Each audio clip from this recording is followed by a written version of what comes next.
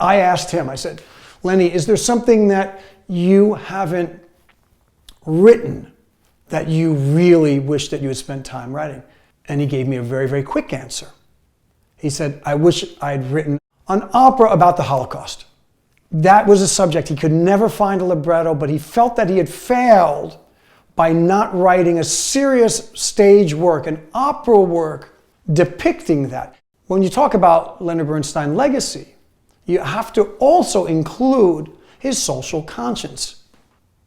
When you talk about post-World War II and the formation of Israel, there's Leonard Bernstein, 1947, conducting the Palestinian Philharmonic, which became the Israel Philharmonic. His Judaism and his social activism was second to none when you think of what he did with Israel and the civil rights stuff in the States in the 60s, how important that was to him. And he spoke to us fellows, young people, all the time about our responsibility, not just as conductors, but as musical leaders. After 9/11, I kept on thinking, what would Lenny have done?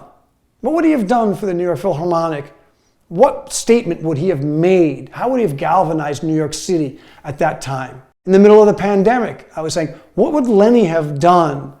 A lot of it goes with the ethos or the ethic that he had in mind. His best friend, pal, from Harvard days was JFK.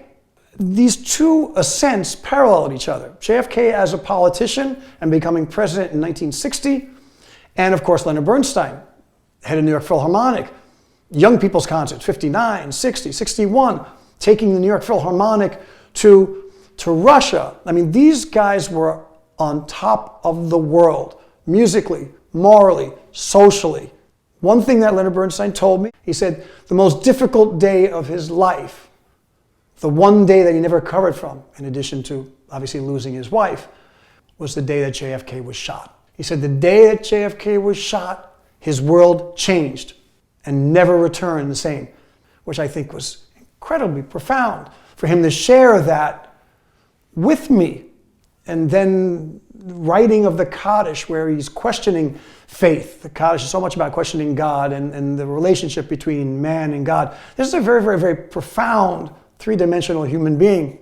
The time that I spent with him, both in the theater and outside the theater, has had a profound, profound impact on my life and the way I approach music and the way I approach my responsibility as a conductor, as a composer, as a musical human being.